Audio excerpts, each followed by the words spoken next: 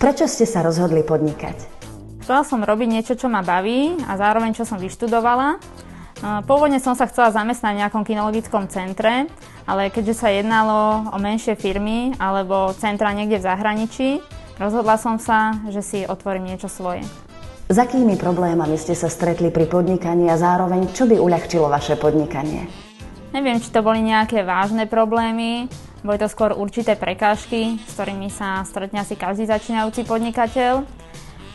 Tieto problémy však boli pre mňa určitou výzvou a vlastne ich vyriešenie bolo mojím úspechom. Takže čo by uľahčilo moje podnikanie? Boli by to určite zodpovední ľudia, ktorí sú nadšení pre takúto prácu so psíkmi, vďaka ktorým by som mohla odísť niekedy aj na dovolenku. Aké sú vaše podnikateľské ambície, vízie?